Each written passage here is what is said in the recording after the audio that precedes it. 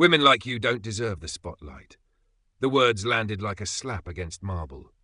The ballroom froze. Dozens of heads turned beneath a ceiling strung with glittering lights, the music faltering mid-beat.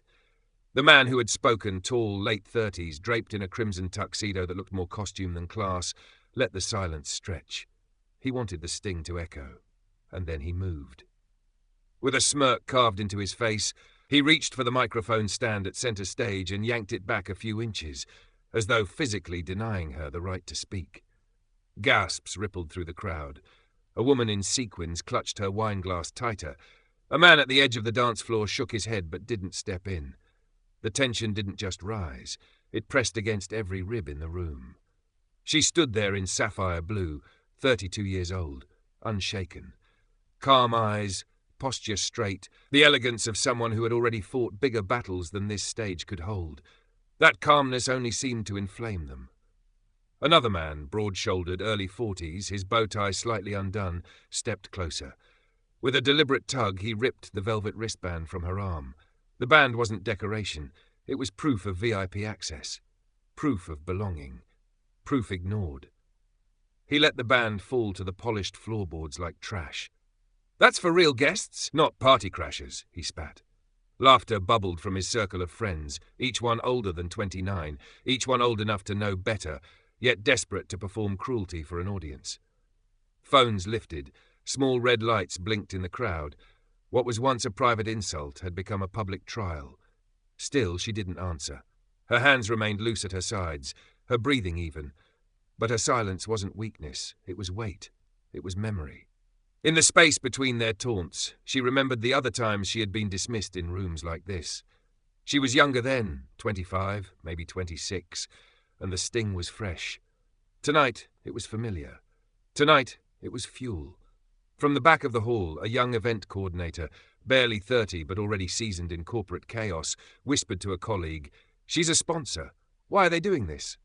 His phone angled higher, quietly recording. The man in crimson raised his voice, certain of his stage. "Security! This is a fraud! Get her off!" His hand cut the air like he was swatting away an inconvenience, his arrogance loud enough to replace the music that had vanished minutes earlier. The ballroom shifted. No laughter now, only murmurs. Some guests averted their eyes. Others stared harder. A few tightened their grip on champagne flutes, as though the crystal itself might break under the weight of what they were watching. She didn't step back, didn't bow. The sapphire gown shimmered under the chandeliers, her stillness drawing more attention than their noise ever could. And in that stillness, the question unspoken but rising in every mind was simple. If she didn't belong here, why did the room feel like it already belonged to her? The chandeliers swayed gently as if the room itself was holding its breath. She hadn't moved, hadn't said a word, but the silence wrapped around her like a cloak. 32, in a gown that shimmered with every flicker of light, she didn't look like what they expected a CEO to be. That was deliberate. No entourage, no flashy jewelry, no corporate badge hanging from her neck. Just sapphire fabric hugging her frame, and the calm presence of someone who had learned long ago that power doesn't always walk into a room announcing itself. Sometimes it waits.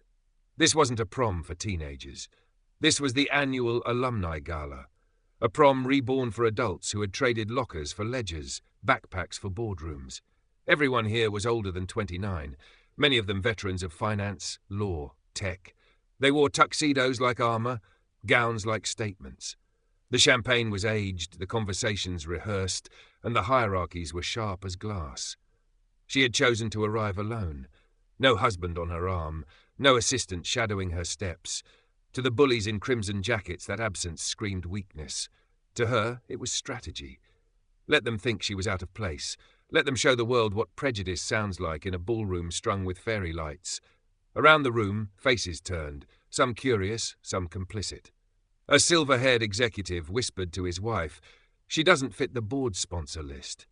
Another muttered, "Probably a last-minute guest pass." They didn't know. They didn't recognize the woman whose company had poured $500,000 into making this very night possible.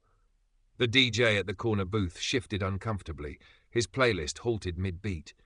He was 30, barely in his role, but even he knew this wasn't just a misunderstanding.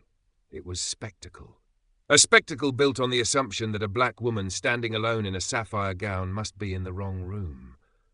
She remembered nights like this before. 25 years old, standing at a charity auction, her credit card questioned in front of donors twice her age. 28, denied entry to a rooftop gala despite her name printed in bold on the sponsorship list. Each time she had swallowed the insult, stored it like fuel. Each time, she had promised herself the same thing. Next time, she wouldn't walk away quiet. Now here she was. Not just a guest, not just a donor. The title no one saw yet rested on her shoulders like steel, Chief Executive Officer. The company's name was printed on the banners flanking the ballroom. Its logo shimmered across the stage lights. But tonight they didn't see that. They only saw her dress, her skin, her silence. She let the moment hang, let the room lean forward, searching for a crack in her composure. There wasn't one. Her stillness was her message. I've been here before, and this time I'm not leaving. The laughter around her began to waver, unsure, and in the far corner one guest finally raised his voice above the whispers. Why are you treating her like she doesn't belong? A shift, small but real. The kind of shift that makes a storm inevitable. The first insult had been sharp. The second had been cruel. But what came next was venom. She probably snuck in for free champagne, one of them sneered, his voice carrying just enough to sting. He was 41, flushed from drink and arrogance. The people around him chuckled, some out of loyalty, some out of fear of being the next target. Another man in his late 30s, slimmer, sharper, tilted his glass toward her as if making a toast. Look at the gown. Pretty, sure, but sponsor level? Please. My secretary dresses better at office mixers. Laughter again, brittle and loud, cracking through the ballroom like glass under pressure. The crowd began to shift, subtle at first, a cluster of women in satin turning their shoulders away, a group of men pretending to be fascinated by the silent auction table. They weren't intervening, but they weren't blind either. At the corner, the DJ still hadn't resumed the music. His hands hovered above the controls. 30 years old, underpaid and overstressed, he could feel the entire gala spiraling into something bigger than a playlist. Closer to the stage, a woman with pearl earrings, mid-30s, whispered too loudly, "She doesn't even have a partner. Who comes to a gala like this alone?" Her tone was meant to wound, as though independence itself was shame. The man in crimson tuxedo stepped forward again, enjoying the way the crowd parted for him. "You're wasting everyone's evening. Step down, sweetheart." He gestured with his champagne flute, then looked toward the MC. "Why are we entertaining this? Call security." The MC, a man of 42 with a voice trained to charm donors, hesitated for only a breath. Then, into the microphone, his words boomed across the ballroom. "Ladies and gentlemen, please remain calm. Security has been requested to escort this guest out." The word guest was heavy with contempt. It wasn't a descriptor. It was a verdict. Eyes turned sharper now. Guests whispered. Phones lifted higher. One woman in her 30s near the back pressed record on her live stream, murmuring into her camera, "We're watching something ugly happen at the alumni gala." The security guard at the double doors, mid-30s, built like stone, started walking forward, his shoes echoing against the parquet floor. Each step was a drumbeat of escalation. But she didn't move, not an inch. She let the guard advance, let the room lean forward, let the whispers swell. Sapphire fabric shimmered with every breath she took, her stillness radiating louder than their mockery. Inside, she felt the old memories stir. Being 27 at a rooftop reception, refused entry because the list was full, while 3 white colleagues strolled past her unchallenged. Being 29, stopped at a gala coat check, asked if she was staff. Those scars didn't make her smaller. They sharpened her spine. Now, with every cruel word echoing under chandeliers, she wasn't just standing for herself. She was standing for every silence she had swallowed before. The man in crimson smirked, certain he had won. He clinked his glass against the edge of the stage and said, loud enough for all, "Don't worry, everyone. She'll be gone in a minute. Pretenders never last long." The room hummed with anticipation, like the air before lightning. And still she stood steady. The ballroom felt louder than it was. Glasses clinked, shoes scuffed, whispers circled like smoke. Yet at the center of it all, she was silent. She didn't lift her voice. She didn't plead. She didn't reach for the microphone they had yanked away.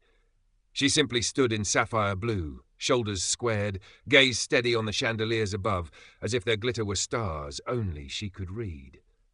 The security guard kept closing the distance, 36 years old, trained to move fast, but cautious now. Each step slowed the closer he came, as though something in her posture reminded him this wasn't routine. Her calm wasn't compliance. It was defiance. It was a shield more impenetrable than shouting could ever be. The man in crimson frowned, irritation bleeding into his smirk. "What's wrong? Cat got your tongue? Go quietly. Save yourself the shame." He wanted a reaction, wanted fire. She gave him stillness instead.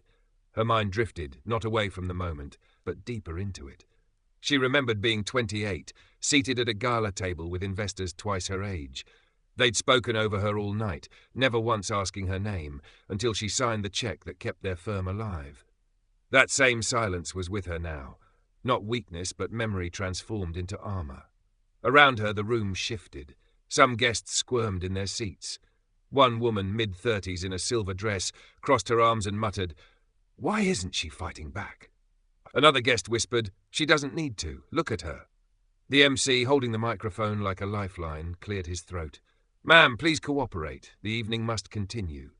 His voice wavered. Even he felt it, the imbalance between her stillness and their noise. She turned her head slightly, finally acknowledging the guard approaching. Her voice, when it came, was low, measured, impossible to ignore. "Do your job, but do it knowing you'll remember this moment for the rest of your career." The guard hesitated, caught between training and instinct. His hand twitched but didn't rise. The crimson man laughed, mistaking hesitation for victory. "See? Even security doesn't take you seriously. You're nothing here." She said nothing back. Silence stretched like steel wire, thin but unbreakable. Phones recorded, catching not only her quiet but the cracks beginning to show in the bully's confidence. The louder they grew, the more the room leaned toward her silence. Inside she steadied her breath. Every insult, every stare, every doubt, she absorbed it without flinching. Because she knew the truth. Silence wasn't surrender. Silence was the pause before thunder. And in that pause, the ballroom no longer felt like their stage. It felt like hers. From the back of the ballroom, a phone light blinked red. Then another, and another. The silence she had woven around herself was breaking not with noise, but with witnesses. A man in his early 30s, tall with an untucked bow tie, one of the junior event staff, lifted his phone higher, voice low but firm enough to cut the tension. "She has a sponsor badge. I checked her name this morning. Why are you treating her like this?" The words hit harder than champagne against crystal. Gasps stirred. Guests who had been avoiding eye contact now turned toward the stage. Some frowned, some looked away, but the air had shifted. The crimson tuxedo bully laughed it off, too loud, too rehearsed. "He's mistaken. She's no sponsor, probably bribed her way in with a fake band." He kicked the torn velvet wristband across the parquet floor like it was proof of his claim, but the staffer didn't flinch. His phone kept rolling. "I scanned her name myself. Carter, executive-level sponsor. I know what I saw." Murmurs rippled through the crowd. A woman in her late 30s, pearls glinting under the lights, whispered to her husband, "Carter? That's the name on the banners." He didn't answer, just stared harder at the woman in sapphire standing still on stage. Another voice emerged, this time from a guest in her mid-30s, seated near the silent auction table. "He's right. I saw her name on the donor list too." She stood, holding her phone aloft, streaming live to an unseen audience. "This is going out right now." The bullies stiffened, their arrogance cracking. One of them barked, "Turn that off! No recordings allowed!" His protest only drew more phones into the air. Within seconds, the ballroom glittered not only with chandeliers but with camera lights. The MC's smile faltered. He tapped the microphone nervously, his stage charm gone. "Ladies and gentlemen, let's keep this civil." "Civil?" the staffer interrupted.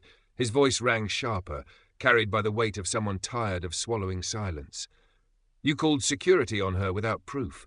That's not civil. That's bias." The guard froze mid-step. His eyes darted between the woman on stage and the growing sea of witnesses behind their phones. His training hadn't prepared him for this. Not a fight, but a fracture in authority. The crimson man tried one last smirk. "All of you are being fooled. She's nobody. Just watch." But the crowd wasn't convinced anymore. Not after hearing the staffer. Not after seeing the badge torn from her wrist. Not after noticing the company logo glittering across the ballroom banners, the same last name whispered now from lips to lips. And for the first time that night, the woman in sapphire lowered her gaze from the chandeliers and locked eyes with the cameras. She didn't speak. She didn't need to. Her silence was now amplified by every lens, every witness, every recording. The trial had begun, and the room was no longer theirs. It was hers. The murmurs hadn't died down when the MC stepped forward again, his polished shoes clicking against the parquet like a gavel against hardwood. He was 42, his tuxedo immaculate, his voice trained for charm but now sharpened into something colder. "Enough," he said, his tone cutting. "This event is for verified patrons only. We can't have disruptions. Ma'am, you are not on the official guest list. Please exit the stage immediately." Gasps rippled again. Phones caught every syllable, the microphone amplifying his words across the ballroom until they seemed carved into stone. The woman in sapphire didn't move. Her stillness was a mirror, reflecting back the hostility aimed at her. The crimson man grinned wider, emboldened. "See? Even management knows. She's a fraud." He raised his glass like a toast, to keeping imposters out of our world. Laughter followed, but thinner now, strained around the edges. Some guests exchanged glances that said, "Something's off. This doesn't feel right." A woman at a nearby table, mid-30s, shook her head. "I saw her name. It's Carter. How can she not be on the list?" The MC's jaw tightened. He adjusted his tie as though authority alone could smother doubt. "We are not debating this. Security has been called. This gala will not be hijacked by theatrics." The staffer who had spoken earlier stepped forward, still filming. His voice shook, but his conviction didn't. "With respect, sir, I entered her name into the system myself, executive sponsor level. You can't erase that because you don't like who she is." The MC snapped back, voice booming through the speakers. "Young man, you are out of line. Delete that recording and step away, or you'll be removed as well." A hush fell. Even the crimson man faltered at the threat. This wasn't just humiliation anymore. This was escalation. The security guard stood halfway between stage and exit, torn. He had seen many removals, but never one like this. Not with cameras raised, not with donors whispering, not with truth leaking through the cracks. The woman in sapphire still hadn't spoken. Her silence pressed harder than shouts ever could. She remembered another night, years ago when she was 29, her ID dismissed at a private gala because the photo didn't match. She hadn't fought then. Tonight, she didn't need to fight. The crowd was beginning to fight for her. From the far side of the ballroom, another guest rose, a man in his late 30s, sharp suit, expensive watch. His voice carried, "If she's not supposed to be here, why is her company logo on every banner in this room?" The question split the air open. Guests craned their necks, eyes darting between the shimmering banners and the woman at the center of it all. The MC's face paled, but he pushed through, clinging to control. "Logos don't prove identity. Anyone can claim a name. This woman does not belong on this stage."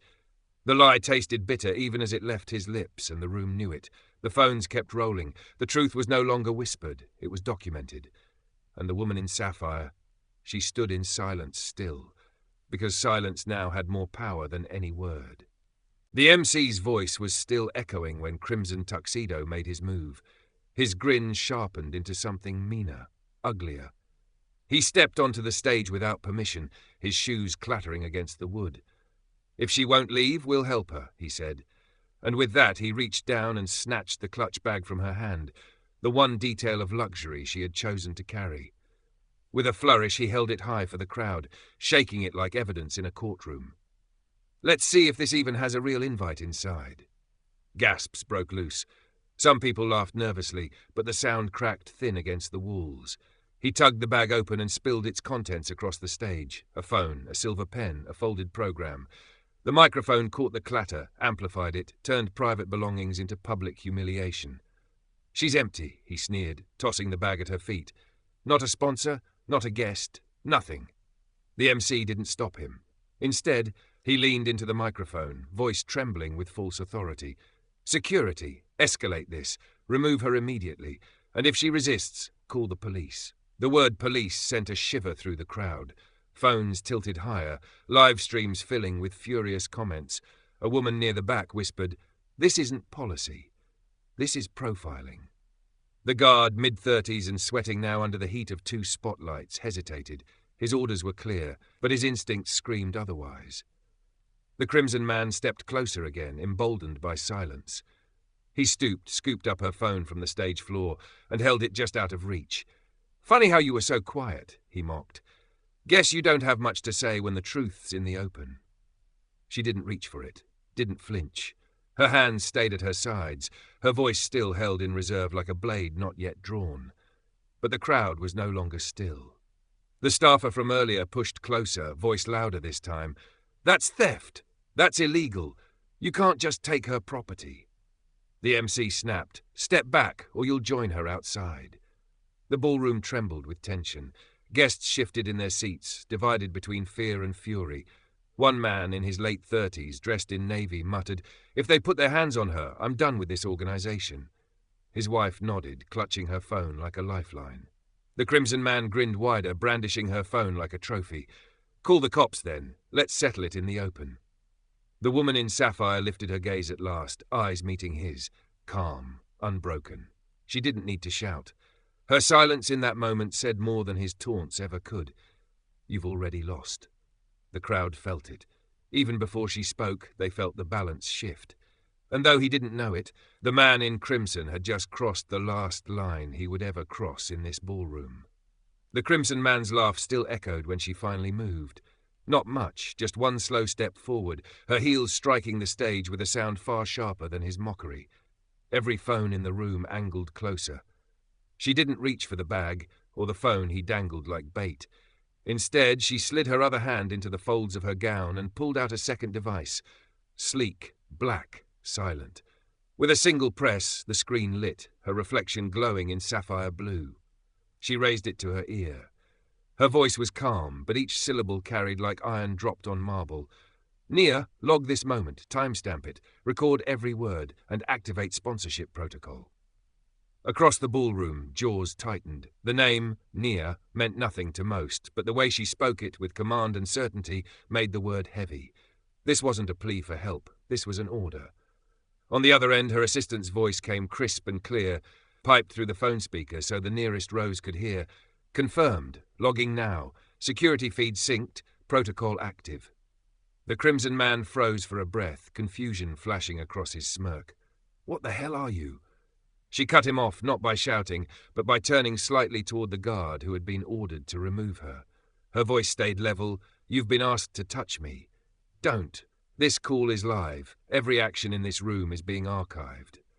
The guard hesitated, boots locked to the parquet. His eyes flicked between her, the phones raised around him, and the Crimson Man still holding her stolen property. Sweat beaded at his temple. Whispers swelled. "Archived," one guest repeated. Another, clutching her pearls, murmured, "She sounds like she owns the place." She didn't answer them. She only spoke again, steady and deliberate. "Nia, escalate to Tier 2. Prepare to lock accounts if necessary." The words were cryptic to some, but to those who had ever run a company, they rang with authority. Lock accounts, escalate. These weren't the words of an imposter. They were the vocabulary of power. The MC tried to salvage control, his microphone trembling in his grip. "This is nonsense. Some dramatics, some bluff." But his words died when her assistant's voice cut back in, louder this time, crisp and merciless. "Tier 2 engaged. Systems waiting for your final command." The ballroom held its breath. The Crimson Man shifted uncomfortably now, her phone still in his hand. For the first time, his grin faltered. "This is just theatre," he muttered, but his tone lacked conviction. She turned her eyes on him, unwavering. "You wanted a show. Consider this the opening act."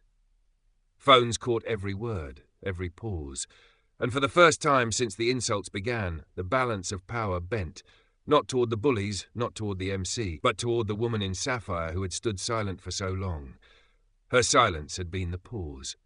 Now came the storm. The ballroom's chandeliers seemed to tremble with anticipation. For minutes they had watched her stand still, silent, enduring insult after insult. Now her calm had shifted into something sharper, something unstoppable. She took another step forward, heels clicking against the stage like a countdown. The Crimson Man retreated half an inch without meaning to.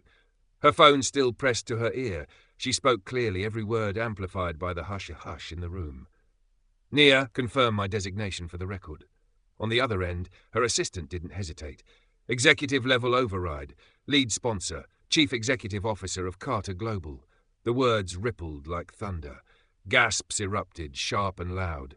A woman in silver clutched her pearls. A man in navy muttered, "Carter. That's the name on the banners." Phones zoomed in on the glowing logo projected above the stage. Carter Global, the same name she carried. The MC's microphone slipped in his hand. That doesn't prove anything," he stammered.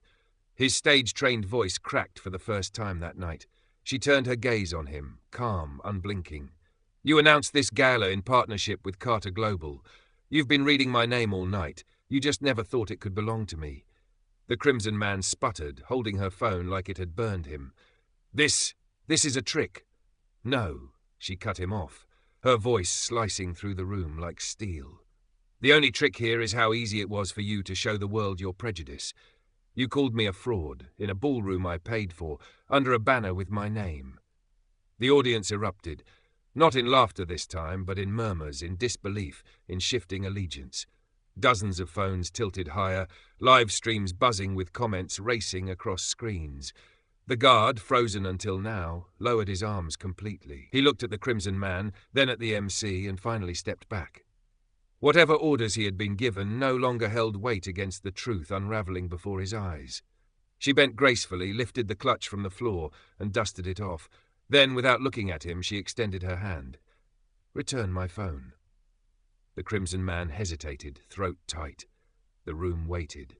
Pressure built like a storm in a glass dome. Finally, with trembling fingers, he set the phone back in her palm. Cameras caught every second. She slid it into her bag, then looked back to the crowd. Her tone remained calm, but her words were carved with finality. "I'm not here to prove I belong. I built the very stage you're standing on." The room erupted again, louder this time. Guests rose from their seats. Some applauded outright. Others whispered frantically. The shift was undeniable. The same mouths that had laughed minutes ago now whispered her name like a revelation. And in that moment, the woman in sapphire wasn't just a guest. She wasn't just a sponsor. She was the power that had been hidden in plain sight, now revealed, unstoppable. The room turned electric. For a long moment no one spoke, but the silence wasn't the same as before. It wasn't loaded against her, it was pressing down on them. The MC's face had gone pale, his rehearsed smile wiped clean. The microphone in his hand suddenly looked like a weapon turned against him, his authority crumbling with every second he didn't speak. He tried once. "Ladies and gentlemen, please," but the words collapsed, drowned out by murmurs swelling into open outrage. The Crimson Man, who minutes ago had laughed the loudest, now looked small under the chandeliers. His grip on his champagne glass shook, the liquid trembling like his hands. He leaned toward his circle of friends, but none of them met his eye. They were already inching away, their loyalty evaporating the second the tide shifted. Phones everywhere glowed like stars, recording, streaming, documenting. Comments poured in across live feeds. "This is insane. She owns it?" Justice in real time. At the back, the young staffer who had first spoken up lifted his phone higher, voice cracking but triumphant. The world is watching now. And indeed it was. Guests who had whispered doubt earlier now stood, clapping cautiously, then louder. One woman in silver, the same who had scoffed before, now turned red with shame as applause rolled through the ballroom. Another guest muttered, "We laughed at her, and she owns the place." The security guard, caught between orders and conscience, finally exhaled. He unclipped his earpiece and let it hang, a silent resignation. He looked at her with something close to respect, then turned his gaze firmly away from the Crimson Man. The MC stepped back, visibly shaken. His tie sat crooked now, his voice gone. All his years of controlling rooms couldn't save him from the collapse of his authority in this one. And the bullies? They looked like statues cracking under heat. Their arrogance melted into fear. The Crimson Man swallowed hard, his throat bobbing against his starched collar. His earlier bravado had vanished, leaving only a man exposed, judged, and suddenly very aware of the cameras catching every inch of his panic. The applause grew louder. Not polite, not hesitant anymore. Full, strong, defiant. The ballroom no longer belonged to him or to the MC. It belonged to her. On the live stream, comments screamed in all caps, iconic. She didn't even raise her voice. This is history. And she hadn't. Not once. She stood steady, sapphire shimmering, the calm centre of a storm that had finally turned in her favour. For the first time all evening, she let the faintest trace of a smile touch her lips. Not gloating, not smug, just certain. Because she knew the balance of power had shifted and there was no turning back. The applause hadn't faded when she lifted her phone once more. Calm, precise, deadly in its certainty. Nia, execute Tier 3, effective immediately. The assistant's voice, crisp and unwavering, rang through the speaker. Confirmed. Access credentials locked. Partnership contracts under review, awaiting names for termination. A shiver coursed through the ballroom. No one needed a translation. Those weren't the words of a guest bluffing her way into a party.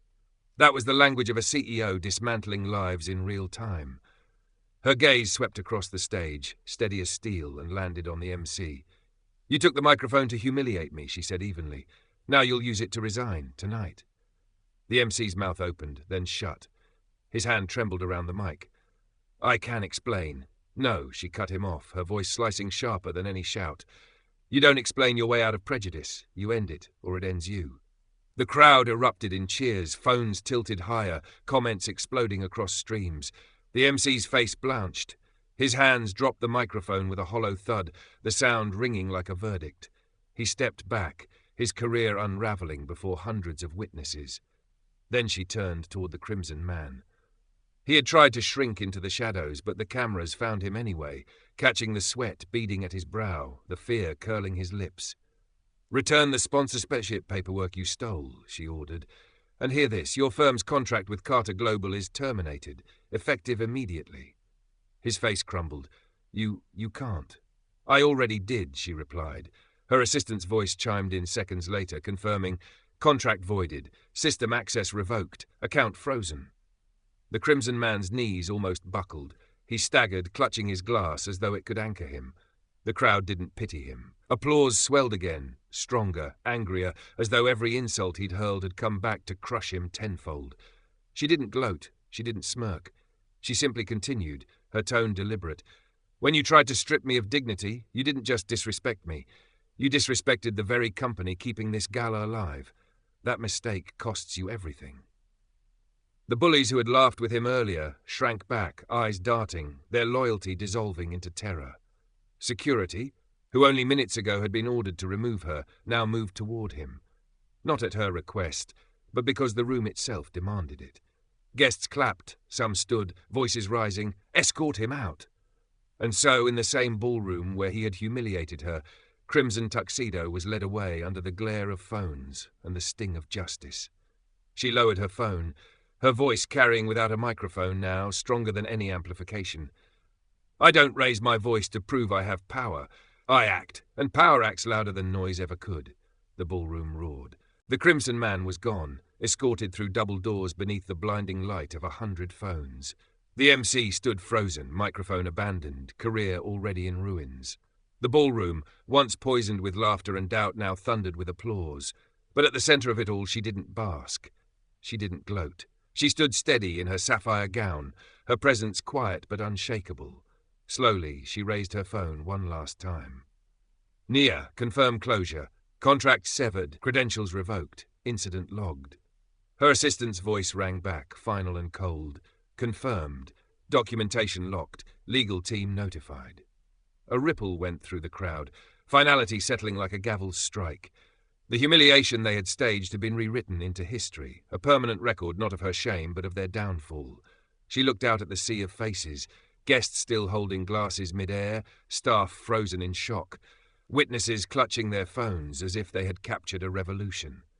Her eyes lingered on the young staffer who had spoken up first. His shoulders straightened under her gaze, pride replacing fear. He would remember this night as proof that speaking truth mattered. Then she spoke, her voice calm, clear, carrying farther than any mic ever could. "They mocked me because of how I looked. They called me an imposter in a ballroom I built. But dignity doesn't come from a wristband or a title announced on stage. Dignity lives in who you are, and no one has the power to take that from you. The room erupted in cheers. Some stood on chairs, some clapped until their palms burned.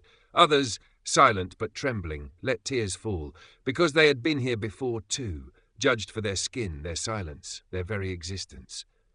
Tonight they had seen justice not in courtrooms or headlines, but in real time, under chandeliers. She let the ovation roll, then added one last line, sharp as a blade and soft as truth. I don't need the cameras. I don't need the crowd. I am not the story you record. I am the result you can't erase. Phones caught it. Streams clipped it. Within hours, the line would be replayed, quoted, stitched across 1,000 feeds. But in that moment, it wasn't about virality. It was about presence. About a woman who had been mocked, doubted, dismissed, and who had answered not with rage, not with noise, but with the undeniable weight of her own power. The ballroom didn't belong to the bullies anymore. It didn't belong to the MC, or to crimson tuxedos and hollow laughter. It belonged to her. And as the lights caught her sapphire gown one final time, the message was clear, carved into the night itself. Justice doesn't need volume. It needs truth.